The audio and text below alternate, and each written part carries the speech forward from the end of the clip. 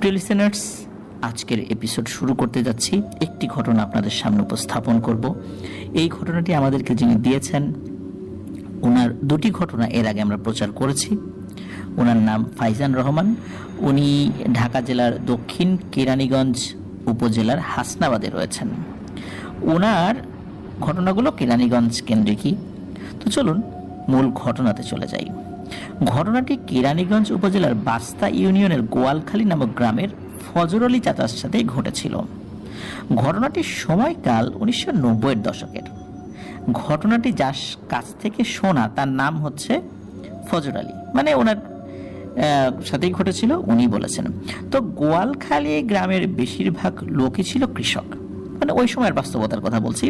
তো কেরানীগঞ্জের গোয়ালখালী গ্রামের এই প্রান্তিক কৃষক ফজর আলী, তার বাবা দাদার দেয়া কয়েক ঘন্টা জমি ছিল তার শেষ সম্বল। বয়স তার 40 ছুঁই ছুঁই, সুঠাম দেহের অধিকারী ছিলেন যৌবন বয়স থেকেই। তো 40 বয়সেও সেই দেহের সুঠাম ভাবটাও কিন্তু বেশ ভালোই ছিল। সারাদিন জীবিকার তাগিদে মাঠে কাজ করতে হয় ফজর আলীকে, কারণ তার কোনো ছেলে সন্তান ছিল না যে কাজ করে পরিবার চালাবে। তার পরিবারে তার স্ত্রী আর 2 মেয়ে ছিল। যেহেতু তার সব চিন্তা তার মেয়েদের ঘিরে, কারণ তার বড় মেয়ের বয়স 17 বছর, বিয়ের বয়স হয়ে গেছে, আর ছোট মেয়ের বয়স ছিল 11 বছর। সে গোয়ালখালী গ্রামের স্থানীয় একটি মাদ্রাসায় লেখাপড়া করত।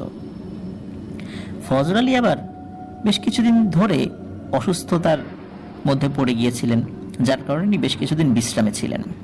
কিন্তু পরিবারের একমাত্র উপার্জনক্ষম ব্যক্তি যদি বিশ্রামে থাকেন, তাহলে কি পরিবার চলবে? নিশ্চয়ই না। কাজ তো করতে হবে। যেহেতু তার কোনো পুত্র সন্তান নেই, তাই কষ্ট হলেও তাকেই কিন্তু পরিবার চালাতে হবে। তো যাই হোক, মূল ঘটনা মূলত এখান থেকে শুরু। একদিন হয় কি, ফজর আলী ও তার এক বন্ধু, তার নাম হচ্ছে আব্দুল কাদের মিয়া। এই কাদের মিয়া কেরানীগঞ্জের জিনজিরা বাজারে আসেন মাছ ধরার জাল কিনতে, যেটাকে আমরা ঝাঁকি জাল বলি। এছাড়াও তারা আরও অনেক কিছু কেনার উদ্দেশ্যে আসেন। তো এই কাদের মিয়া কিন্তু পেশায় একজন ভ্যান চালক ছিলেন। তো কাদের মিয়া কি করতেন? দিনের বেলা ভ্যান গাড়ি চালাতেন আর রাতের বেলা মাছ ধরতেন। মাছ ধরার উপর তার কিন্তু বেশ দক্ষতা এবং নেশাও ছিল মারাত্মক। তো কাদের মিয়া তার ভ্যান গাড়ি নিয়ে যান জিনজিরা বাজারে, যেহেতু অনেক দূরের পথ। তো তারা যখন ভ্যান গাড়িটি নিয়ে জিনজিরা বাজারে আসেন, তখনকার সময় কিন্তু ওই রাস্তার অবস্থা খুব খারাপ ছিল। তো কাদের মিয়া ওই রাস্তা দিয়ে চালানোর সময় হঠাৎ করে ওই ভ্যানের একটা চাকা একটা গর্তের মধ্যে পড়ে যায়, আর এই কারণে ওই ভ্যান গাড়ির পেছনের চাকা অনেকটা বাঁকা হয়ে যায়, এক চাকা আর কি, যেটা গর্তের মধ্যে পড়েছিল। তো এর ফলে তারা জিনজিরার ওখানকার একটা ওই যেখানে মেরামত করা যায় এমন একটা জায়গায় ঠেলে ঠেলে নিয়ে যায় আর কি। আর ওনারা অন্যান্য কাজ করতে থাকেন। ভ্যান গাড়িটা ওইখানেই ছিল যে ওই দোকান থেকে ওটা মেরামত করবে। তো এর মধ্যে বেলা গড়িয়ে কখন যে সন্ধ্যা হলো বুঝতেই পারেননি এই ফজর আলী আর কাদের মিয়া। যখন সন্ধ্যা নেমে এসেছে, তখনই মনে হলো আরে তাড়াতাড়ি তো বাড়ি ফেরার দরকার। তো এখানে একটা কথা বলে রাখা ভালো, যে এর মধ্যে কিন্তু তারা বাজার সদাই, মাছের জাল ইত্যাদি কেনাকাটা করে নিয়েছেন। চিন্তা করছে এদিকে যাওয়ার সময় ওই ভ্যানটা নিয়ে তারা চলে যাবেন। তো তারা দুজনেই জিনজিরা বাজার থেকে ফিরতে ফিরতে বেশ রাত করে ফেলেন। যখন তারা বাড়ির উদ্দেশ্যে রওনা হন, রাতে বাড়ির পথ ধরতেই চারদিকে কিন্তু ধীরে ধীরে অন্ধকার নেমে আসে। কিছুক্ষণ ভ্যান চালানোর পর কাদের মিয়া বুঝতে পারলেন যে অন্ধকারটা একটু বেশি হয়ে গেছে। কিন্তু তাদের সাথে একটি টর্চ লাইট ছিল, আবার লাইটের ব্যাটারিও শেষ। ওই সময় কিন্তু ব্যাটারি দিয়ে চালাতো, এখনকার আজকের মতো কিন্তু এরকম চার্জার লাইটগুলো ওই সময় প্রচলনটা ওরকম ছিল না। তো ব্যাটারি যে শেষ হয়ে গেছে এইটা কিন্তু এই কাদের মিয়া, মূলত টর্চ লাইটটা কাদের মিয়ার, তো উনি বুঝতে পারেন নাই। এখন কি আর করা, এই অবস্থাতে যেতে হবে। যাচ্ছে মোটামুটি যতটুকু দেখা যায়, অনেক পরিচিত রাস্তা তো। তবে সমস্যা ছিল রাস্তার বিভিন্ন জায়গায় ভাঙাচোরা আছে, তো এই জিনিসগুলো খুব খেয়াল করে চলতে হচ্ছিল, এই জন্য খুব আস্তে আস্তে যাচ্ছিল। চারদিকে শুনশান নীরবতা। বেশ কিছু পথ পেরোনোর পর তারা কেরানীগঞ্জের কালিন্দী নামক একটা এলাকায় চলে আসেন। ওই জিনজিরা বাজার থেকে এই কালিন্দী রাস্তার অবস্থা কিন্তু আরো খারাপ, মানে ওই সময়ের প্রেক্ষাপটে বলছি আর কি, যার ফলে যতটুকু গতিতে তারা আসছিলেন আরো গতি কমিয়ে দিতে বাধ্য হন ওই ভ্যানের। তো এর মধ্যে ফজর আলী ও কাদের মিয়া দেখতে পান যে তার থেকে একটু দূরে 5-6 জন লোক দাঁড়িয়ে আছে। তাদের সামনে যাওয়া মাত্রই একটি বিষয় তারা লক্ষ্য করলো, সেটা হলো লোকগুলো একটি লাশ নিয়ে দাঁড়িয়ে আছে। তো কাদের মিয়া ফজর আলী ওনারা ভ্যানটি নিয়ে তাদের সামনে ওই লোকগুলোর সামনে যাওয়া মাত্রই তারা তো আকুতি মিনতি করতে শুরু করলো যে লাশটি নিয়ে ওনারা কেরানীগঞ্জের ব্রাহ্মণকিত্তা শ্মশানে যাবেন। শ্মশানে যাওয়ার জন্য কোনো গাড়ি ঘোড়া ওনারা পাচ্ছেন না। তো লোকগুলো যে শ্মশানের কথা বলছে, সত্যি ওই শ্মশানটি কিন্তু কেরানীগঞ্জের ব্রাহ্মণকিত্তা নামক গ্রামেই অবস্থিত। তো ওনারা বলছেন যে যদি আপনাদের ভ্যানটি দিয়ে আমাদেরকে একটু সাহায্য করেন খুব ভালো হয়। তো এখানে একটি কথা বলে রাখা ভালো যে এই যে যারা ওখানে দাঁড়িয়ে আছে এরা প্রত্যেকে কিন্তু সনাতন ধর্মাবলম্বী, একটু পুরোহিত টাইপের, তারা ধুতি পরা ছিল, এক ধরনের গেরুয়া টাইপের পোশাক পরা ছিল। আর ওনারা যে লাশটা নিয়ে দাঁড়িয়ে আছেন সেই লাশটাও একজন সনাতন ধর্মাবলম্বীর। এই কারণে ওনারা এই লাশ নিয়ে শ্মশানে যেতে চাচ্ছিলেন দাহ করার জন্য। এখন কাদের মিয়া চিন্তা করছেন যে এত রাতে একটা লাশ নিয়ে শ্মশানে যাওয়াটা কি ঠিক হবে, যেহেতু অনেক রাত হয়ে গেছে, আবার লোকগুলো বিপদে পড়েছে, তাদেরও তো সাহায্য করার দরকার। ওদিকে ফজর আলী বলছে যে কি ভাই কি ভাবো, চিন্তা ভাবনা করো না, চলো যাই, এটা লাশ, উপকার করতেই হবে, কোন ধর্মের এটা বিষয় না, মানুষ বিপদে পড়লে উপকার করতে হবে, এই মানব ধর্মটাই সবচাইতে গুরুত্বপূর্ণ, এটা মাথায় রেখো। ওই শ্মশানে যাইতে হবে এই চিন্তা করুন, এখানে যদি একটা মুসলমানের লাশ হতো নিয়ে যাইতে না। তখন কাদের মিয়া বলতেন হ্যাঁ তুমি তো ভাই ঠিকই বলছো, না এইভাবে তো সাম্প্রদায়িক চিন্তা করা যাবে না, চলো নিয়ে যাই, যা আছে কপালে, মানুষের উপকার করলে আল্লাহ আমাদের উপকার করবে। তো দেখেন ওনারা কিন্তু খুবই সুন্দর একটা চিন্তা করেছিলেন, যে চিন্তাটা আমাদের অনেকের মাথায় কিন্তু থাকে না বর্তমান সময় আর কি। যাই হোক, এখন সমস্যা যেটা হলো একটা ভ্যানে কজন লোক উঠতে পারে, সামনের দিকে 2 জন, পেছন দিকে 2 জন পা ঝুলিয়ে নেয়, মাঝখানে একজন বসলো, সেটা 5 জন বসা গেল কোনো মতে চেপে চেপে। কিন্তু ওখানে কিন্তু এই ফজর আলী উনি তো বসেছিলেন, আবার কাদের মিয়া তো ভ্যান চালাচ্ছিলেন। তো এই 2 জন লোক, একজন তো চালক, এছাড়া যদি একটা লাশকে সেখানে রাখা হয় কয়জন লোকই বসতে পারবে? তখন তারা বলেন যে ভাই আপনারা তো উঠবেন, কিন্তু লাশ রাখার পরে কয়জন বসতে পারবে? সামনে একজন বসতে পারবে, তারপর পেছনের একজন বসতে পারবে, আর বাকি লোকদেরকে হেঁটে আসতে হবে। তখন ওনারা বলেন ঠিক আছে, কোনো সমস্যা নাই, আপনারা লাশটি ভ্যানে তোলেন, আমরা যে কয়েকজন পারি উঠছি, আর বাকি যারা আছে এরা আস্তে আস্তে হেঁটে হেঁটে আসছি, আপনারা চলে যান, আমাদের লোক তো আছেই একজন আপনাদের সাথে। তো কাদের মিয়া তো চালাচ্ছেন, ফজর আলী লাশ উনিও একটু দাঁড়িয়ে যান, ওই ধরাধরি করে লাশটা তোলা হয়। তো ফজর আলী ঠিক ওই ভ্যান যিনি চালক কাদের মিয়ার পেছন দিকে পাশাপাশি 2 জন বসা যায় ভ্যানে, ওই এক পাশে বসলেন, তার আর এক পাশে আরেকজন বসে, আর লাশটা একটু বাঁকা করে রাখা হয়, একটু সাইড করে, যাতে করে সামনে 2 জন বসতে পারে, আর পেছনে কেউ আসলে বসে নাই। আর অন্য যেই আরো 4 জন বা 3 জন এরকম ছিল, ওনারা হেঁটে আসবেন বলে জানিয়ে দেন। তো ভ্যান নিয়ে রওনা হন ব্রাহ্মণকিত্তা শ্মশানের উদ্দেশ্যে।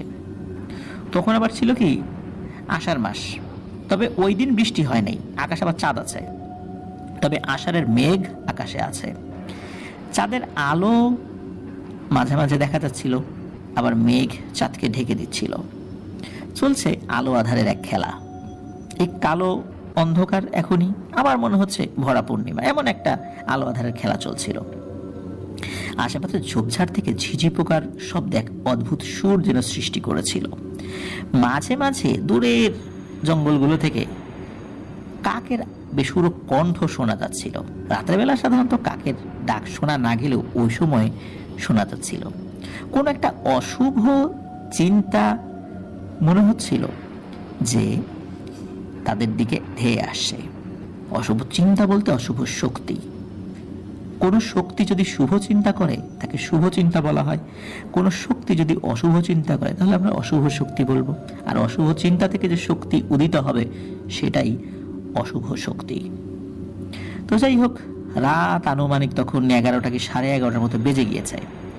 তখনকার সময় 90-এর দশকে গ্রামে রাত 9টা-10টার দিকে তো বেশিরভাগ মানুষই ঘুমিয়ে যেত। তো সেই সময়টায় সেখানে একেবারেই একদম জনমানবহীন ছিল, বেশ করে ওই রাস্তাটিতে।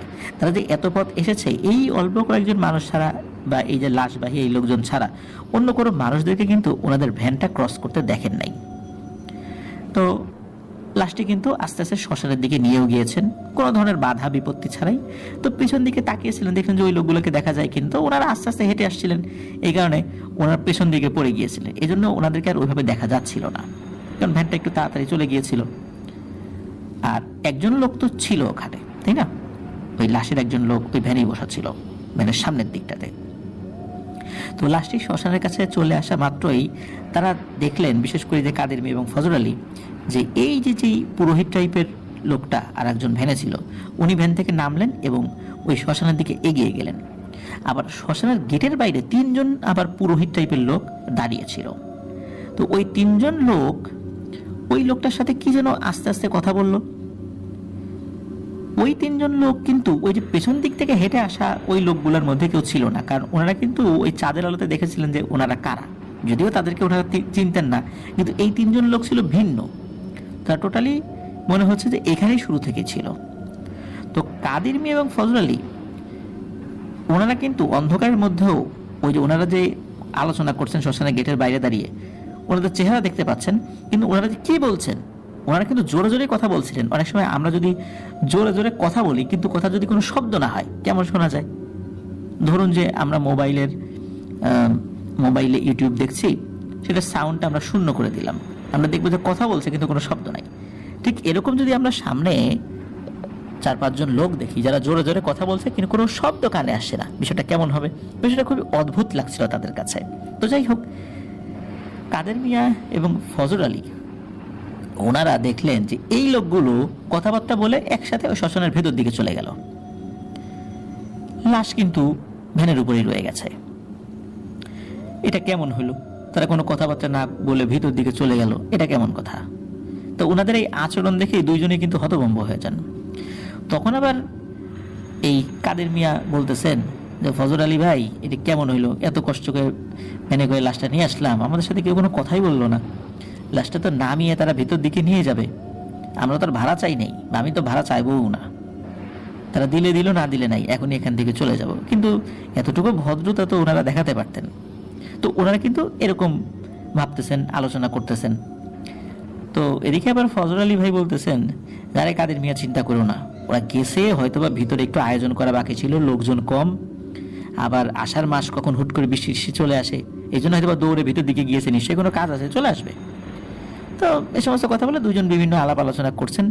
এদিকে অনেক সময় হয়ে যায়, প্রায় ঘন্টাখানেক হয়ে যায়, কোনো খোঁজ খবর নাই। বিশেষ করে ওই যে পেছন দিক থেকে যারা হেঁটে আসার কথা, এরাও আসে না, আবার শ্মশানের ভিতরে যারা ঢুকেছে এরাও আসে না। এটা কেমন কথা? এদিকে কাদের মিয়া আর ফজর আলী ওনারা 2 জনই অতিষ্ঠ হয়ে যান এই দেরিতে। ভ্যানের উপর লাশ পড়ে আছে, সাদা কাপড়ে মোড়ানো। এমনিতেই তো একটা ভয় থাকার কথা শ্মশানের কাছাকাছি, আবার লাশ দিয়ে, আর ওনার ভ্যানটা তো আসলে লাশ টানা গাড়িও না।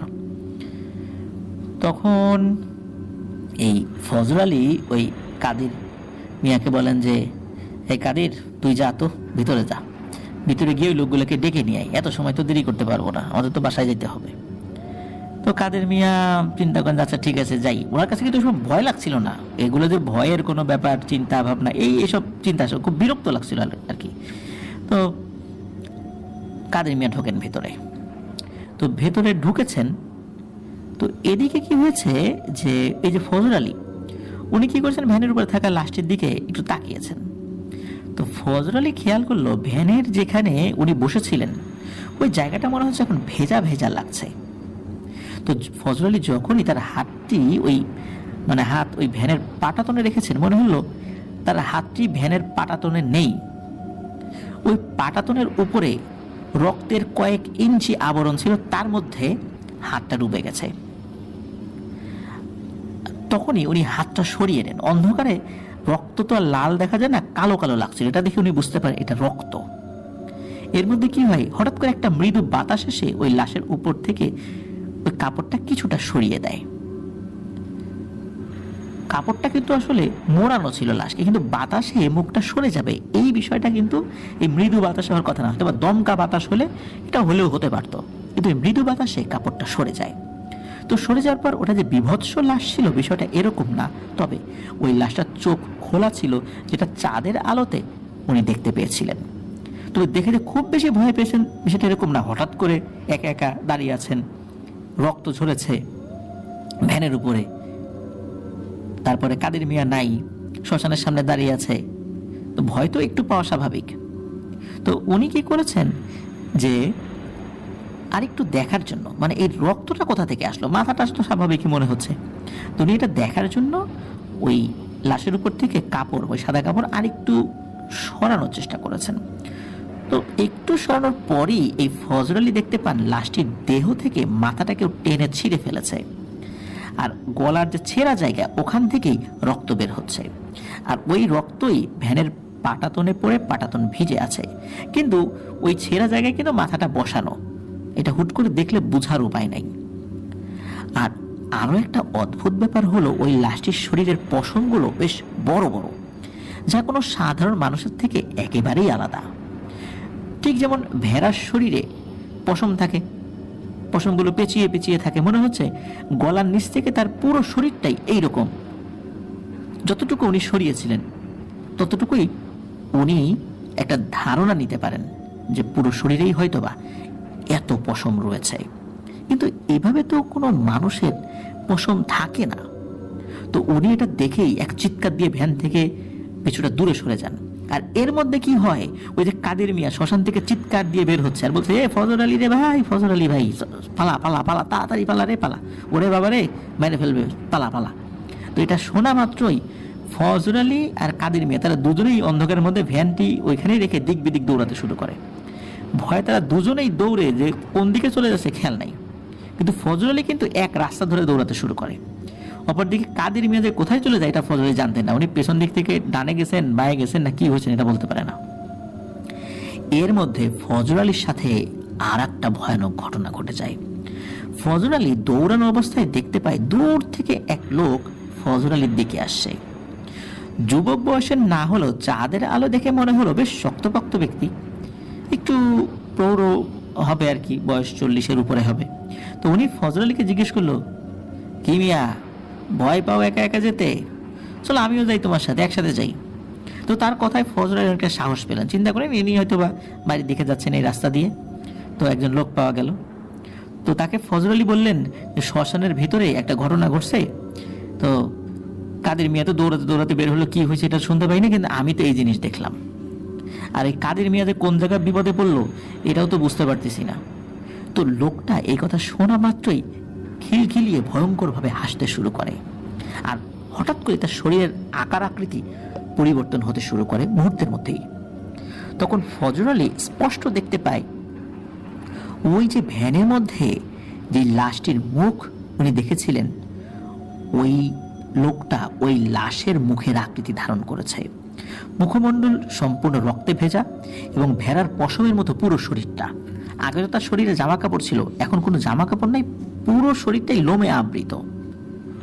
তো এটা দেখে তখন ফজর আলী একটা কথাও বলতে পারছিলেন না, ভয়ে থর থর থর থর করে কাঁপতে লাগলেন। আর ফজর আলীকে ওই অভাবটা খপ করে হাত চেপে ধরে। ফজর আলী মনে হলো উনি একটা দুঃস্বপ্নের মধ্যে আছেন। ফজর আলী নিজের সব সাহস জোগাড় করে ওই লোকটা থেকে পালানোর চেষ্টা করলেন, কিন্তু না, কোনো কাজ হচ্ছিল না। মনে হচ্ছে প্রচন্ড শক্ত একটা হাত তার হাত চেপে ধরেছে, আর ওইভাবেই খিলখিলিয়ে ভয়ঙ্করভাবে হেসে যাচ্ছে। উনি অনেক চেষ্টা করে আল্লাহু আকবার বলে একটা চিৎকার দেন, আর তখনই ওই অবয়বটার হাত থেকে নিজের হাতটা ছাড়িয়ে নিতে সক্ষম হন। ফজর আলী দৌড়াতে শুরু করেন, তবে উনি ওই অবস্থাতে মাথা ঠিক রেখেছিলেন। রাস্তা যেদিকে যায় উনি ওই দিকেই দৌড়াচ্ছিলেন, এলোমেলো দৌড়াচ্ছিলেন না। দৌড়াতে দৌড়াতে উনি একটি খালের কালভার্টের দিকে এগিয়ে গেলেন। খাল পেরিয়ে অন্য পাশে গিয়ে দেখলেন ওই অন্ধকারে কোনো ব্যক্তিকে দেখা যাচ্ছে না। উনি তো সোজা দৌড়েছিলেন, আবার পিছন দিকে তাকিয়েছিলেন। উনি দেখলেন যে না, অন্য কোনো কিছু নাই। খালের ওপাশেই, মানে উনি যে পাশে গিয়েছেন ওই পাশে কিন্তু অনেকগুলো বাড়ি ঘর ছিল। তো ফজর আলী এক দৌড়ে একটি বাড়ির দিকে গেলেন, গিয়ে প্রচন্ড জোরে চিৎকার চেঁচামেচি শুরু করে দিলেন। তো ওনার চিৎকার চেঁচামেচি শুনে বাড়ির সকলের ঘুম ভেঙে যায়। বাড়ির লোকজন যারা ছিল সবাই বাইরে বের হয়ে আসে। তারা আবার ফজর আলীকে চিনতেন, ফজর আলীও ওই বাড়ির লোকজনদেরকে চিনতেন।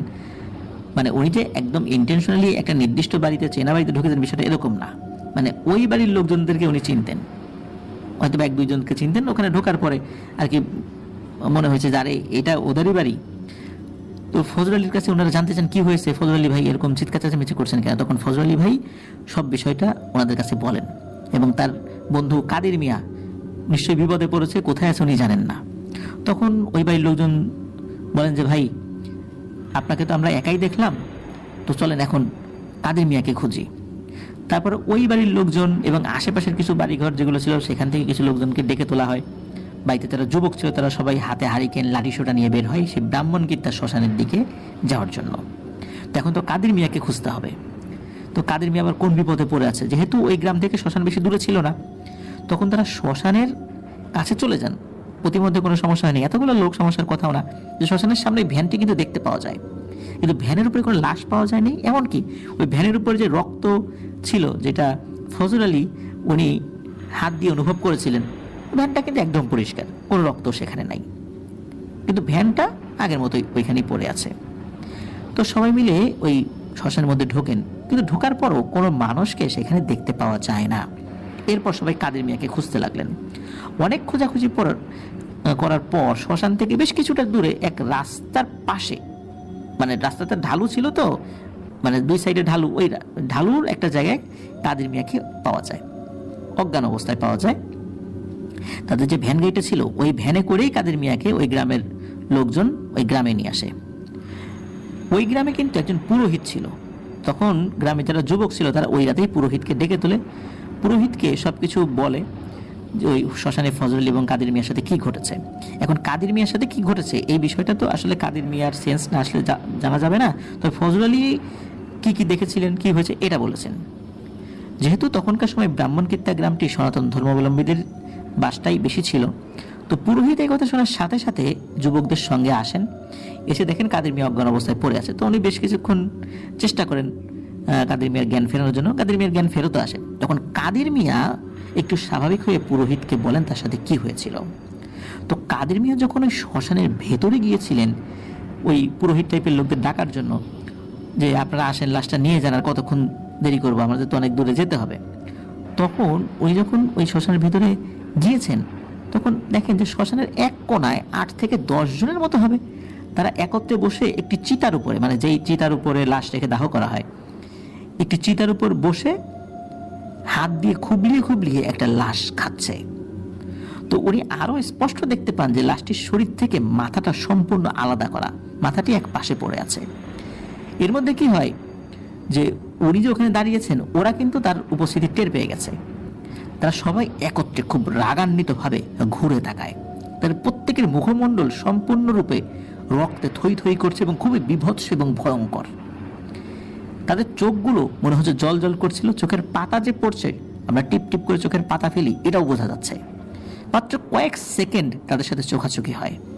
এদের মধ্যে কি হয় যে একজন ওই লাশের শরীরের একটা অংশ এই কাদের মিয়ার দিকে ছুঁড়ে মেরেছে, ছুঁড়ে মেরে বলে এই নে খাবি খা। তো এই ভয়ঙ্কর দৃশ্য দেখা মাত্রই ওখান থেকে প্রচন্ড জোরে এক চিৎকার দিয়ে দৌড়ে শ্মশানের বাইরে বের হতে থাকেন, আর ওই ফজল আলীকে বলতে থাকেন ওরে ফজল আলী ভাই রে পালা পালা তাড়াতাড়ি পালা। কারণ কাদের মিয়া বুঝতে পারছিলেন যে এগুলো নিশ্চয়ই শ্মশানের লাশ খেকো পিশাচ, যার ফলে দিক বিদিক হয়ে ওনারা দৌড়াতে শুরু করেছেন। আর কাদের মিয়া যেহেতু ওই ভয়ঙ্কর দৃশ্য দেখেছেন এই কারণে কাদের মিয়ার ভয়টাও বেশি ছিল, ওরা মাথা ঠিক রাখতে পারে নাই, এলোমেলো দৌড়েছিলেন। আর ফজল আলী তো আসলে ওই ভয়ঙ্কর দৃশ্য না দেখলেও ভ্যানের উপরে ওই লাশের একটা ভয়ঙ্কর দৃশ্য দেখেছিলেন। তো যাই হোক, এরপর কাদের মিয়া নাকি কোনো কিছুর সাথে বাড়ি খেয়ে পড়ে যায়, কিসের সাথে বাড়ি খেয়েছে উনি জানতে পারেন না, আসলে মনে নেই। তারপরে ওনার কিছু মনে নাই, আর জ্ঞান ফেরার পর এই যে এখানে সবাইকে দেখছেন। তারপর পুরোহিত এর সবকিছু শোনার পর কাদের মিয়া এবং ফজলের সাথে ঘটে যাওয়া ঘটনা কিছুটা বিশ্লেষণ করে একটা বিষয় বলেন সকলকে। সেটা হচ্ছে ব্রাহ্মণকীর্তা গ্রামে হিরুপাল নামে একজন তান্ত্রিক কিছু ভয়ঙ্কর এবং শক্তিশালী পিশাচদেরকে নাকি এই শ্মশানে বন্দি করে রেখেছিলেন। তারা খুবই দুষ্ট ছিল, মানুষকে খুব বিরক্ত করত। কোনো না কোনোভাবে হয়তোবা তারা মুক্ত হয়ে গিয়েছে, তবে বহুদিন যাবৎ বন্দী হয়ে থাকার কারণে তারা দুর্বল হয়ে পড়েছে। যেহেতু ওরা দুর্বল হয়ে গেছে, কোনো লাশ তাদের প্রয়োজন ছিল, এই জন্যই তারা হয়তোবা কোনো লাশ ওখানে খাচ্ছিল, আর এদের দুইজনকেও নিয়ে এসেছিল হত্যা করার উদ্দেশ্যে। কিন্তু কেন ওরা আবার বের হয়ে আসলো না, বা কেনই বা তারা তাদেরকে হত্যা করলো না, এই বিষয়ে পুরোহিত কিছু বলতে পারে না। এখনো বর্তমানে শ্মশান রয়েছে, ওইখানে মন্দির হয়েছে, মানুষজনের অনেক বসতি হয়েছে, যার ফলে এখন নাকি খুব একটা ভয় ওখানে কেউ পায় না। আর ওই পিশাচগুলো ওই সময় হয়তো মায়াজাল সৃষ্টি করে ওদেরকে ওখানে নিয়ে গিয়েছিল।